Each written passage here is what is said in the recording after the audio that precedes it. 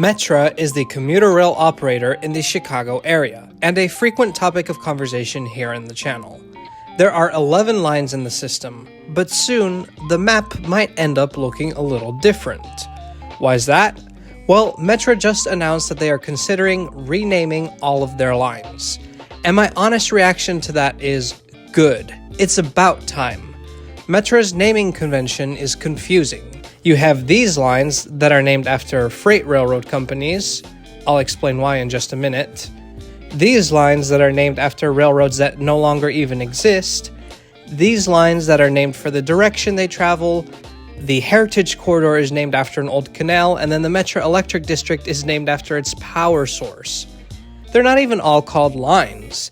It's the Rock Island District, but Southwest Service, Heritage Corridor, etc., etc. If you use the same train for your commute every day, that's no problem. But Metra is recognizing that in order to survive, it needs to become more useful to a wider audience, not just your 9-to-5 suburban commuters. And having a more intuitive naming system for your lines is part of becoming more useful. But why now? Because starting in April, there will be some major changes coming to part of the Metra network. See, there are currently 4 lines where instead of Metra directly operating commuter trains, they have a contract with a freight railroad to operate them. For example, on the BNSF line, it's not just that the tracks are owned by BNSF, BNSF is also responsible for running the commuter trains. Metra handles stuff like branding and ticketing. This was also the case for the Union Pacific North, Northwest, and West lines. But after long negotiations, Union Pacific is finally handing over the operations to Metra. UP will still own the tracks, but Metra will run the trains. And that means that those 3 lines need to be renamed, which led Metra to consider renaming all of the lines. I mean, now is as good a time as ever. Before we talk about what these options are and what I think of them, it is kind of funny because I did suggest renaming the lines in my Future of Metra video that I released, 2 years ago already? Wow, time really flies.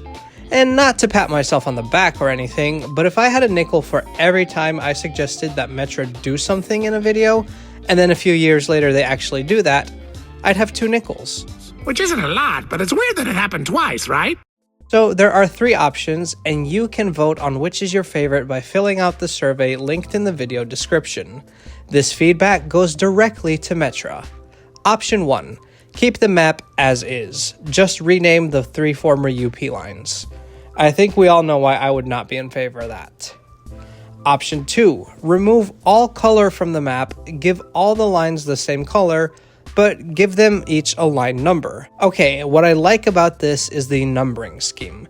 It's easy to use, easy to remember. I especially like that most of the branches get their own number. That's very helpful. What I do not understand is why we would have to get rid of all colors. See, if it's on a large regional map showing all the different modes, I get it, you want consistency. But for maps that just show the Metra lines, having distinct colors is just another way to make it easy for people to see where a line is going. I mean, this was clearly inspired by German S-Bahn maps, and those use both numbers and colors. Which leads us to option 3, which does add some color to the map. Lines here are colored based on their origin station in downtown Chicago, but then they are numbered according to the general direction in which they travel, either north, south, or west. So here, I think the use of color is excellent, but I strongly disagree with the numbering system. The colors and letters should be reinforcing the same message. If you have them stand for 2 different things, you overcomplicate things. Frankly, of the 2 things they're trying to communicate, I just don't think that the cardinal direction is that important to people. If you're going to Naperville, you probably already know you're going west. But what you'll want to know is what downtown station you have to leave from. Is it Union, Ogilvy, LaSalle? Sure, you can tell that it's yellow, so it's Union, if you're not colorblind, I suppose. But if we gave the lines names that also corresponded with the station that they left from, then it would be really easy. You would know, oh, Naperville is on line U4, so I have to go to Union Station. Under Metra's proposal, Union Station would be served by lines W1, W3, and 2, and 3, S1, and S4. That's almost as messy as the current situation, in my opinion. I propose naming the routes after their station of origin, so the Union Station lines would be U1 through 6, the Ogilvy lines O1 through 3, etc. I think it's much clearer.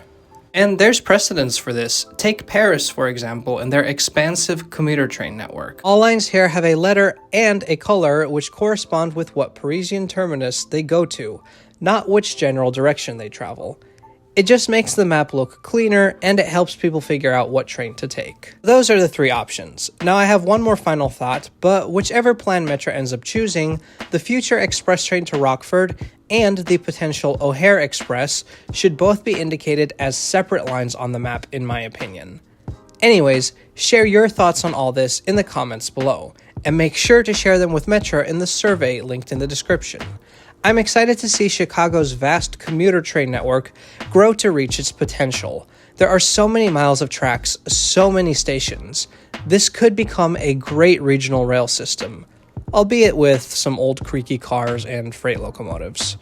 As always, thanks for watching. If you enjoyed this video, please subscribe to Trains Are Awesome, and we'll see you next time.